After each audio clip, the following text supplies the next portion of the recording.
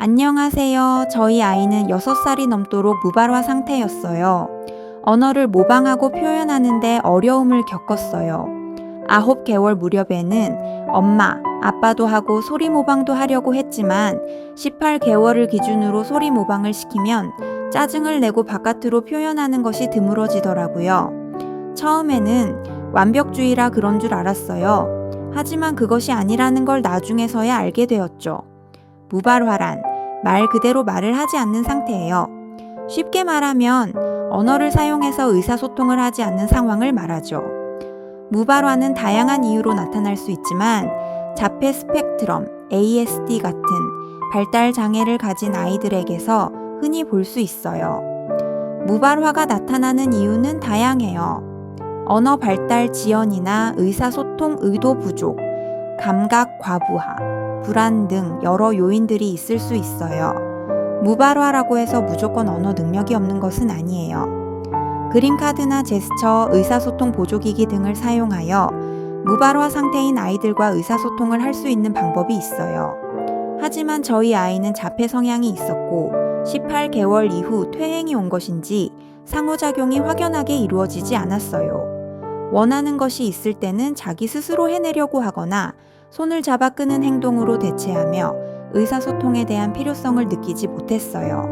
30개월부터 언어치료를 시작했는데 말을 따라하거나 소리를 내려 하지 않는 걸 보고 참 많이 속상했었어요. 저는 어릴 적에 그냥 따라했던 것 같은데 우리 아이는 전혀 그렇지 않았으니까요. 언어치료를 초창기 때에는 비언어적인 의사소통을 배우기 위해 강화물인 비타민을 사용해서 앉고 일어나고 호명하면 손들기 같은 반응을 배울 때에는 소위 말하는 현타가 많이 왔었어요. 가장 답답한 것은 사실 아이였어요. 아이는 언어치료 초창기에 자신이 못하는 행동을 자꾸만 시키고 반복하는 선생님과 엄마의 모습에 상처를 받았던 것 같아요. 의기소침해하며 힘없이 늘어져 좌절하는 모습을 보면서 마음이 너무 아팠어요. 말을 듣고 따라하는 것이 결코 단순한 일이 아니라는 것이죠. 아이는 의사소통에 대한 필요성을 느끼지 못했어요.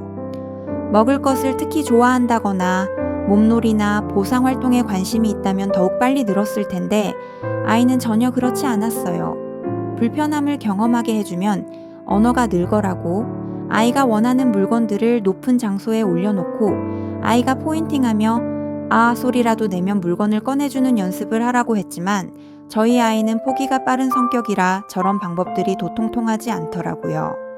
시간이 흘러서 안 것은 불편함을 유도하거나 보상체계로 무발화 아이들의 소리를 끌어내는 것이 일반적인 방법이기는 해도 우리 아이에게는 통하지 않는다는 것이었어요. 아이와 함께 야외 활동을 하면서 자신감을 갖게 해주려고 많이 노력했어요. 작은 활동 하나에도 크게 칭찬해주고 작은 성취감이라도 느낄 수 있도록 했어요. 그냥 아무 생각 없이 아이 행동을 따라하기도 하고 아이에게 맞춰주면서도 쉽고 간단한 단어들을 많이 들려주려고 했어요. 아직까지 엄마 손을 끌어서 원하는 곳에 데려가는 크레인 현상을 완전히 고치지는 못했지만 지금은 엄마 일어나 라거나 엄마 오세요 라고 표현할 수 있어요. 처음부터 그랬던 것은 아니고 포인팅을 가르치고 아 라는 말소리만 나와도 반응해 주었죠. 발음이 많이 무너져도 처음부터 고쳐주려고 하지 않았어요. 일단 소리만 내면 무조건 칭찬해주고 격하게 응원해줬어요. 나중에 자신감이 조금 붙은 것인지 발음을 교정해 주어도 크게 스트레스를 받아 하지 않더라고요.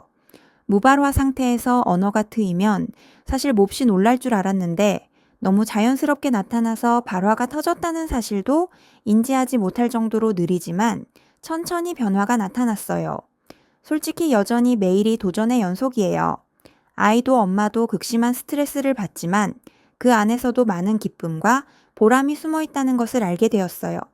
아이와 함께하는 이 시간은 너무나 소중하고 더디더라도 저마다의 속도로 나아가고 있다는 것에 감사해요.